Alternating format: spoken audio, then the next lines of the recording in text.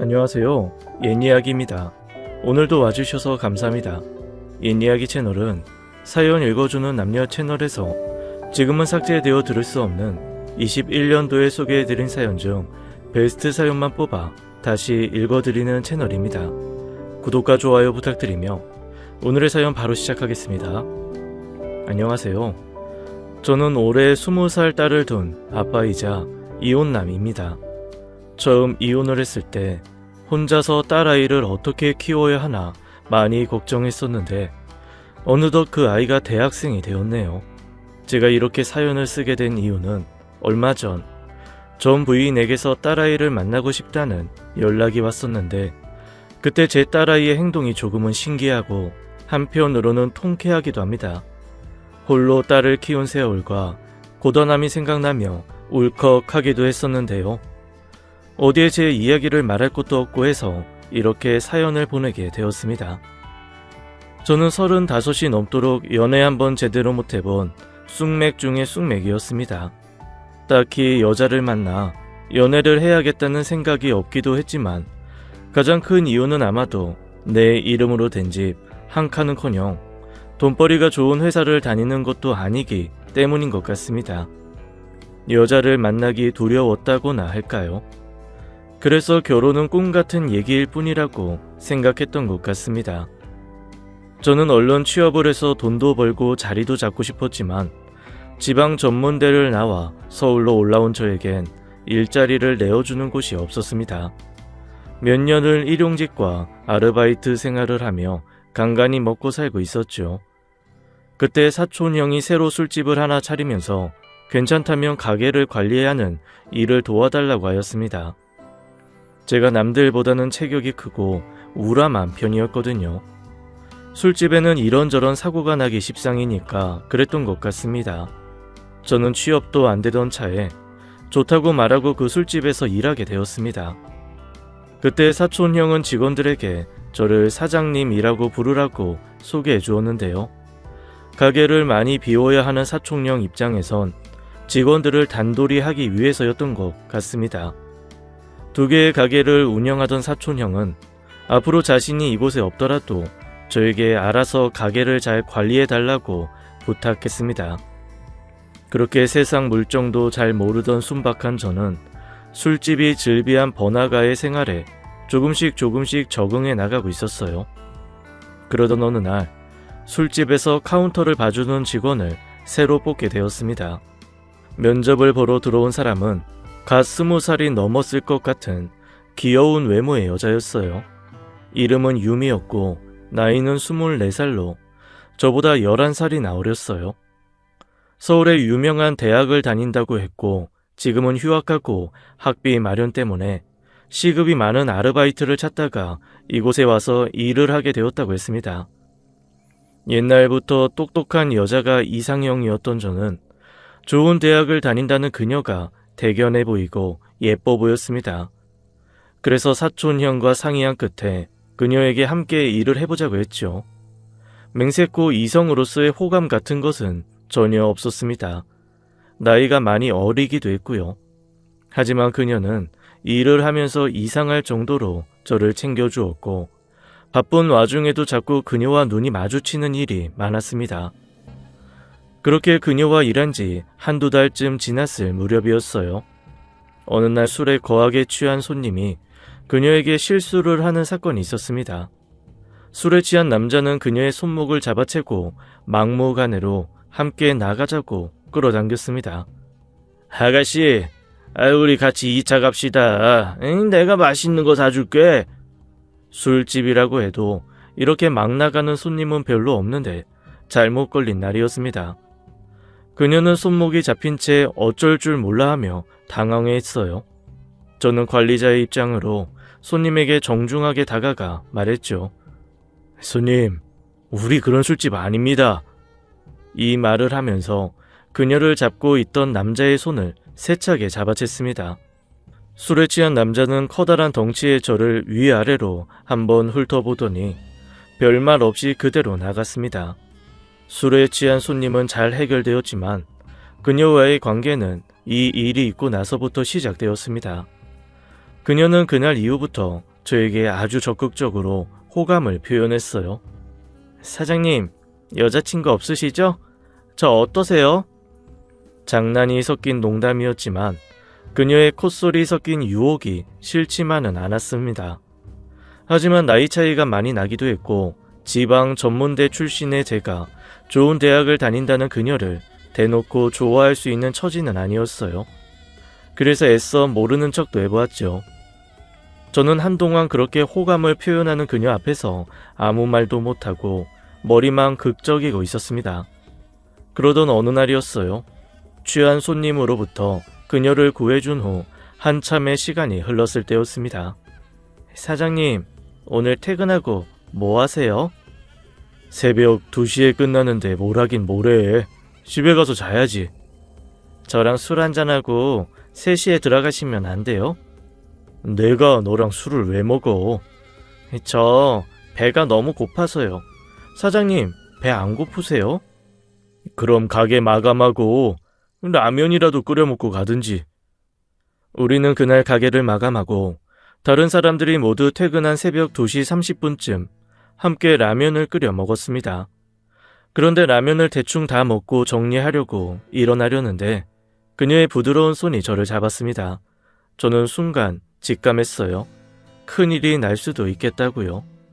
그녀는 제 손을 잡고 그대로 저를 따라 일어났습니다. 그리고 저를 쳐다보았죠. 저는 연애 한 번 안 해봤지만 그때 제가 무엇 해야 하는지 알 수 있었습니다. 하지만 망설였죠. 그녀는 나이도 어리고 좋은 대학을 다니고 이러면 안 될 일이라고 생각했습니다. 저는 헛기침을 하며 고개를 돌려 나가려고 했어요.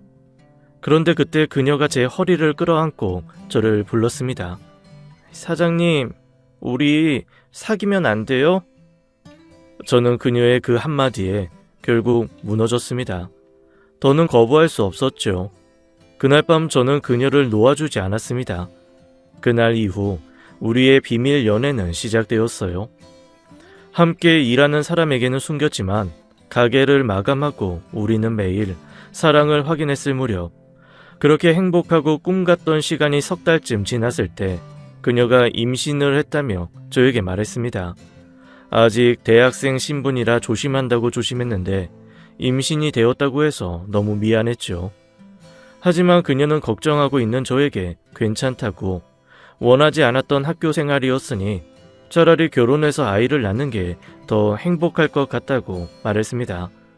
한편으로는 미안하고 한편으로는 너무 고맙기도 했죠. 저는 집안에 인사를 시키고 그녀의 배가 더 불러오기 전에 서둘러 결혼을 진행하였습니다. 하지만 행복할 것만 같았던 그녀와의 생활은 결혼과 동시에 조금씩 틀어지기 시작했고 얼마 지나지 않아 결국 파국을 맞이하게 되었어요. 먼저 그녀에 대해 내가 알고 있던 모든 것이 거짓말이었습니다. 유미라는 이름도 서울에 있는 대학을 다닌다는 것도 모두 거짓이었죠. 그녀는 의도적으로 저와의 결혼을 계획했었는데 그 이유는 제가 그 술집의 진짜 사장으로 돈이 많은 줄 알고 접근한 것이었습니다. 하지만 현실은 바지 사장이었고 결혼 후 그 사실을 알게 되고 실망한 그녀는 본색을 드러내기 시작했습니다. 왜 사장인 척했냐고 저를 몰아세우며 이건 사기 결혼이라고 전과는 다른 사람이 된 것 같았죠. 저는 할 말이 없었습니다. 괜히 죄를 지은 것 같았기 때문입니다. 제가 원해서 사장으로 불린 것은 아니었지만 사장은 사장이었으니까요. 그렇다고 돈이 많은 척을 했던 것도 아니고 내가 사장이다 거드름을 피웠던 적도 없었습니다. 그저 직원들이 저를 그렇게 불렀고 저는 가게에서 사촌형을 위해 최선을 다해 일했을 뿐이었어요. 그녀는 아마도 진짜 사장인 사촌형을 동업자 정도로 생각했던 것 같았습니다. 저는 사장이라고 속였다는 이유로 그녀가 한 거짓말들은 따져보지도 못하고 그렇게 매일매일 그녀의 멸시와 무시 속에 시간을 보내야 했습니다. 시간이 흘러 아이가 태어났지만 아빠가 된 기쁨, 사랑, 가족으로 인한 행복 이런 것들을 느껴보지도 못한 것 같아요. 하지만 어머니와 형제들은 아내와의 불화로 매일 지옥 속에 사는 상황을 모르고 저와 결혼해준 것이 고마워 그녀에게 아낌없이 모두 내주었는데요. 결국 그녀는 딸아이가 돌이가 지났을 무렵 어머니에게 2천만 원을 빌리고 제가 가지고 있던 돈도 모두 털어 집을 나가버렸습니다. 모든 것을 내주었던 여자에게 배신당한 느낌이란 말로 표현할 수가 없습니다. 저는 이제 막 돌이 지난 딸아이를 위해서라도 아내를 다시 데려와야겠다고 생각했습니다. 용기를 내어 처형내를 찾아갔는데요. 아내는 둘째였는데 언니와 여동생이 있었거든요. 하지만 그곳에서 언니의 남편, 그러니까 저에게는 형님인 그분에게 믿을 수 없는 이야기를 듣게 되었습니다. 세 자매가 모두 돈에 죽고 돈에 사는 족속들이여. 돈밖에 몰라. 막내 처제가 60이 넘는 노인하고 돈 때문에 결혼을 한다는 얘기는 들었나? 그러면서 형님은 언제부터인가 자신 명의의 재산들이 하나둘씩 사라진다는 것을 깨닫고 확인한 결과 자신의 부인이 야금야금 갉아먹는 것을 알아 이혼을 한 상황이라고 하였습니다. 그래서 자기 부인은 물론 내 아내도 여기 없다고 했어요. 그러면서 찾지 말라고 말을 했습니다. 제 아내가 저와 결혼한 것은 사랑해서가 아니라 돈 때문이었다고 말해주었죠. 아내와 싸우면서 대충은 알고 있었지만 이렇게 제3자의 입을 통해 듣게 되니 현실이 제대로 보였습니다. 제 정신이 돌아오는 것 같았죠. 애써 모르는 척하던 그 모든 것들이 정리되는 느낌이 들었습니다. 저는 집으로 돌아와 더 이상 아내를 찾지 않기로 결심했어요. 그렇게 시간은 흘러갔고 아내와 저는 이혼을 한 것도 아니고 안 한 것도 아닌 상태로 지냈습니다. 말 그대로 호적상은 부부였지만 각자 다른 곳에서 남으로 살고 있었죠. 그러던 어느 날 우연히 제 보험이 해약되었다는 사실을 알게 되었습니다. 만기가 얼마 남지 않았는데 해약된 건 이미 오래전이었어요. 알고 보니 아내가 보험을 담보로 대출을 받았었고 그것을 갚지 않아 해약이 진행된 것이었습니다.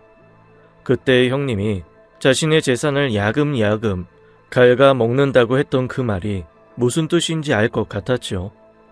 저는 이혼을 결정하고 전화를 받지 않는 아내에게 문자를 보냈습니다. 아무 말 안 하고 이혼해 줄 테니 연락하라고요. 결국 우리는 별거라는 이름에서 이혼한 사이가 되었습니다. 이혼을 미뤘던 제 마음에는 혹시나 아내가 돌아올지도 모른다는 생각도 있었던 것 같습니다. 하지만 지금 생각해보면 이혼을 미뤘던 것도 바보 같은 짓이었네요. 이혼할 당시 제일 불쌍한 것은 제 딸아이였습니다. 아이였을 때 이미 집을 나간 엄마였기 때문에 얼굴을 기억하지 못하겠지만 엄마는 미국에 있다고 거짓말을 하며 지냈는데 결국 딸이 7살 때 이혼을 하게 되었습니다. 그 후 딸아이에게는 친엄마 이야기를 어떻게 해줘야 하나 고민을 많이도 했었습니다. 아빠가 부자가 아니어서 엄마가 집을 나간 거라고 하면 딸아이가 나를 이해해 줄까요? 초등학생이 된 후에는 딸아이도 미국에 간 엄마가 돌아오지 않는다는 것을 알고 있었던 것 같아요. 더 이상 엄마 이야기를 하지 않더라고요. 저는 이혼을 한 뒤 바로 술집을 그만두었습니다. 제가 가게를 계속 다니는 건 제 마음속에 다시 아내를 만나게 될지도 모른다는 신락 같은 희망 같은 게 있었기 때문입니다. 그래서 가게를 그만두지 못하고 계속 다녔던 것 같습니다. 하지만 이혼을 하고 도시 생활에 좀 지쳤다고 해야 할까요? 어린 딸아이를 대신 돌봐주기 위해 시골에서 올라오신 어머니와 함께 이곳에서의 생활을 정리하고 다시 고향으로 내려갔습니다. 그렇게 결혼하고 별거하고 이혼을 하고 생각해보면 도시 생활은 저에게 아픔이 더 많았던 것 같아요. 고향에 내려와 저는 다른 생각은 하지 않고 딸아이를 위해 돈을 벌고 일만 했죠. 지금은 고향에서 작은 식당이긴 하지만 가게를 차려 자리를 잡았고 장사도 꽤 잘 됩니다. 어느덧 딸아이는 20살이 되었고 올해 서울에 있는 좋은 대학에 입학을 하였습니다. 그렇게 나의 고단했던 삶이 딸아이의 대학 입학으로 어느 정도 보상을 받는 느낌이 들었습니다. 그런데 생각지도 못한 전화 한 통을 받으면서 평온했던 제 삶이 다시 흔들리기 시작했습니다. 그 전화의 주인공은 다름 아닌 애엄마였어요. 여보세요. 수진이 아빠, 나 유미예요. 유미, 그 이름, 다시 듣고 싶지 않았던 그 이름, 가짜였던 그 이름. 당신 이름 유미 아니잖아. 아직도 거짓말하고 다녀? 아니에요. 개명했어요. 됐고, 번호는 어떻게 알고 전화한 거야? 아가씨 번호 알고 있었고, 그래서 당신 번호 물어봤어요. 전화한 용건이 뭔데? 이제 수진이도 많이 컸고, 한번 만나고 싶어요. 저는 어이가 없었습니다. 도대체 무슨 자격으로 딸이 보고 싶다고 하는지 이해가 되지 않았죠. 무슨 소리야? 당신이 무슨 자격으로 수진이를 만나? 당신과 나는 남이더라도 수진이와 나는 부모 자식 관계예요. 수진이한테 한번 물어봐줘요. 수진이가 만나고 싶다고 하면 연락해줘요. 말도 안 되는 소리 하지 마. 이 수진이가 당신을 왜 만나? 얼굴도 본 적 없는 당신이 뭐라고? 그래도 수진이가 엄마를 보고 싶어 할 수도 있잖아요. 물어라도 봐줘요. 엄마가 보고 싶어 한다고요. 저는 화가 나서 더 이상 듣고 있을 수가 없었습니다. 수진이가 갓 돌이 지났을 때 한참 엄마의 사랑이 필요한 그 어린 것을 버리고 간 여자가 이제 와서는 자식이 보고 싶다니요. 저는 수진이에게 물어볼 필요도 없다고 생각했습니다. 하지만 그날 밤 저는 한숨도 잠을 이룰 수가 없었어요. 솔직하게 딸에게 친엄마가 너를 만나고 싶어 한다고 말하고 싶지 않았습니다. 혹시나 말했다가 수진이가 친엄마를 만나 친엄마를 따라간다고 하면 어떻게 해야 하나 오만 가지 생각이 다 들더군요. 그렇게 며칠을 혼자 끙끙대며 고민했는지 모르겠습니다. 그러다 문득 딸아이가 혹시 그동안 친엄마를 그리워하고 있지는 않았을까? 혹시 나 몰래 혼자서 엄마를 찾고 있는 것은 아닐까 하는 생각이 들기도 했습니다. 그래도 차마 말을 하지 못하고 혼자 걱정만 하고 있었는데요.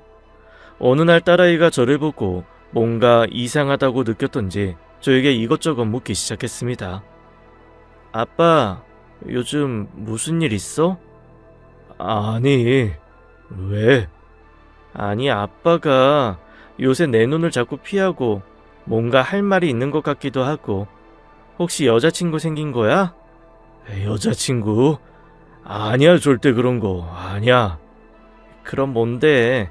아빠 이상하니까 얼른 말해봐. 나도 이제 다 컸다고. 여자친구 있다고 해도 다 이해할 수 있어. 딸은 저에게 여자가 생겼다고 오해하는 것 같았습니다. 그래서 저는 딸아이에게 솔직하게 친엄마 이야기를 했어요. 사실은 말이야, 수진아. 네 엄마한테 연락이 왔었어. 너를 만나고 싶다고 하더라고. 저는 두려웠습니다. 딸이 울면서 자기도 엄마가 너무 보고 싶다고 말을 할까봐요. 그런데 딸은 아무렇지도 않은 표정으로 그래? 내가 왜 보고 싶대? 대학 갔다고 선물이라도 주려고 그러나? 그러더니 피식 웃더군요. 그리고는 말했습니다. 아빠, 그 여자가 나 만나고 싶다고 하면 연락해줘. 주말에 한번 보자고 해. 대신 아빠가 데려다 줘야 해. 어? 그래. 알겠어. 내심 딸아이 입에서 엄마를 만나지 않겠다는 말이 나오길 바랬는데 제 생각과는 다르게 딸은 친엄마를 만난다고 연락해달라고 하더군요. 저는 어쩔 수 없이 애엄마한테 연락을 해서 약속 날짜를 잡을 수밖에 없었습니다. 약속한 날이 다가올수록 마음이 심란하기만 했어요. 며칠을 밥도 제대로 못 먹고 걱정만 했는데 결국 그날은 오고야 말더군요. 저는 딸아이를 데리고 약속 장소에 나갔습니다. 엄마 얼굴도 제대로 모르니 길에서 만나도 누가 엄마인지 알 수가 없기 때문에 제가 따라갈 수밖에 없었죠. 약속 장소에 도착하여 애엄마를 찾는데 많이 변한 모습이었지만 이상하게도 한 번에 눈에 들어오더군요. 근 20년 만에 보는 아내의 얼굴은 많이도 늙어 있었습니다. 그만큼 시간이 흘렀다는 뜻이겠죠. 애엄마를 만났지만 딱히 인사를 나누기도 애매하고 해서 애엄마에게 딸아이를 데려다주고 나가려고 하는데 딸아이가 저에게 말했습니다. 아빠, 저기 테이블에서 커피 한 잔 마시며 조금만 기다려줘. 멀리 가지는 말고. 그래, 얘기하다 와. 딸아이는 뭐가 걱정이 되었던지 저를 멀리 가지 못하게 하더군요. 저는 아무리 엄마라도 처음 보는 사람이니 낯설어서 그런 것일 거라 생각했습니다. 일부러 본 것은 아니었지만 애엄마는 딸을 보자마자 눈시울이 붉어지는 것이 보였어요. 곧 눈물이 흐를 것만 같았죠. 저는 괜히 마음이 이상해져서 서둘러 자리를 피해주었습니다. 애엄마와 딸이 앉아있는 테이블에서 조금 떨어진 곳에 앉아서 손바닥만 만지작거리고 있었어요. 그런데 딸아이가 애 엄마에게 말하는 목소리가 다 들렸습니다. 저도 모르게 귀를 기울였죠. 안녕하세요. 엄마라고 부르기도 그렇고 그렇다고 아줌마라고 부르기도 그러네요. 그러니까 호칭은 생략하겠습니다. 저를 만나고 싶다고 하셨다고요? 애엄마는 흐르는 눈물을 주체하지 못하고 울며 이야기했습니다. 수진아, 엄마가 미안해. 뭐가 미안하신데요? 애엄마는 계속 울먹였고 그와 반대로 딸아이는 너무도 똑소리 나는 말투로 이야기했습니다. 너를 키우지 못하고 떠나서 미안해. 엄마가 잘못했어. 그때 저를 왜 키우지 못하셨는데요? 그런데 이런 얘기가 이제 와서 그게 의미가 있나요? 저는 이미 이렇게 다 컸는데요. 미안해. 정말. 그렇게 미안하시면 아빠한테 연락해서 저를 만나게 해달라고 하시면 안 되죠. 아빠 돈 없다고 버리고 갈 때는 언제고 이제 와서 연락을 해요. 아니야, 그런 거 아니야. 아니긴요. 저도 다 알아요. 아빠는 말해주지 않았지만 할머니가 돌아가시기 전에 다 들었어요. 아빠가 돈 없다고 버린 거 맞잖아요. 돈이 그렇게 중요해요?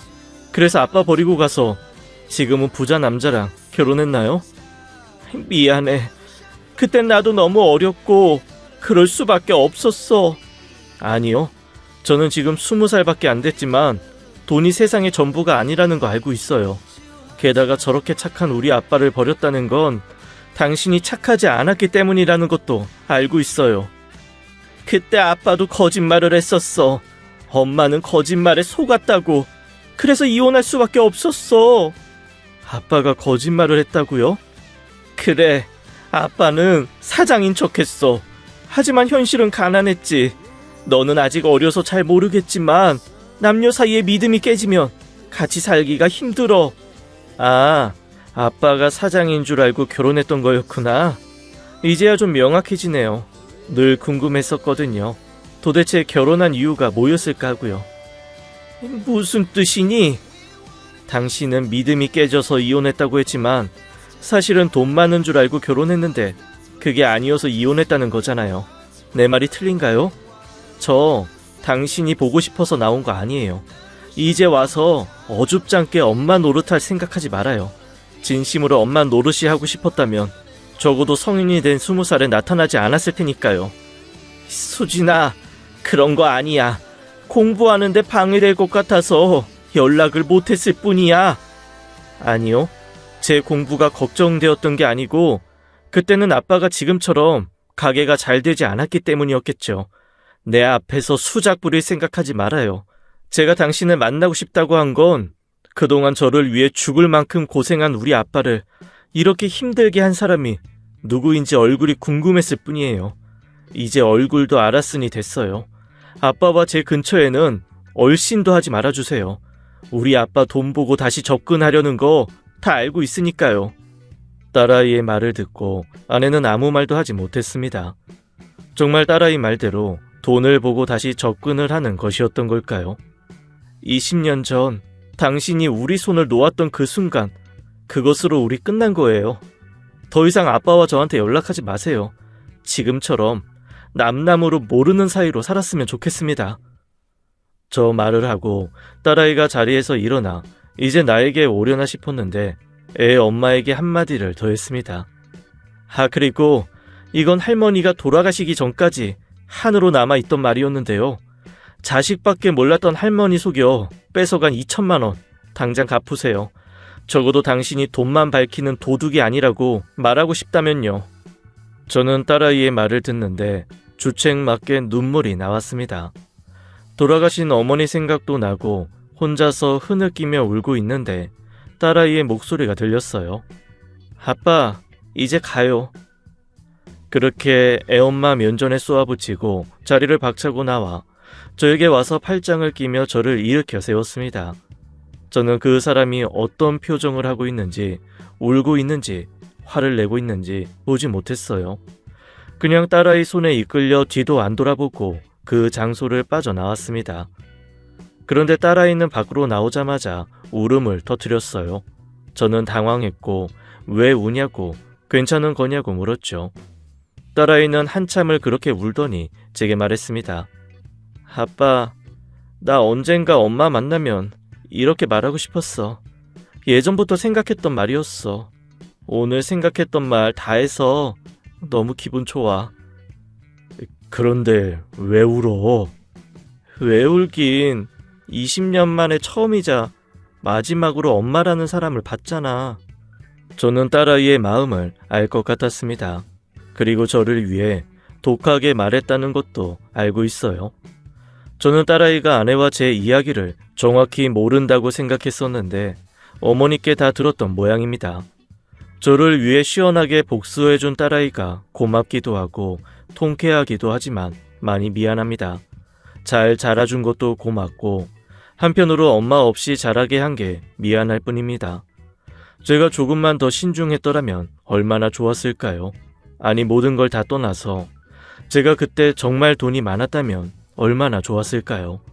그럼 아내도 우리를 두고 떠나지 않았을까요? 그럼 다른 가정처럼 엄마, 아빠, 아이가 있는 행복한 집이 되었을까요? 딸은 이제 자기도 다 컸으니 좋은 여자 만나 연애도 하고 결혼도 하라고 합니다. 하지만 저는 그럴 마음이 없습니다. 그저 지금처럼 가게 일하며 딸 공부시키는 재미로 살아가고 싶습니다. 딸과 애엄마하고 만난 이후 애엄마한테 한 번 더 연락이 왔었습니다. 미안했다고요. 지금은 많이 후회하고 있다고요. 수진이가 말한 2천만 원은 일해서 조금씩 갚아 나가겠다고요. 하지만 저는 됐다고 했습니다.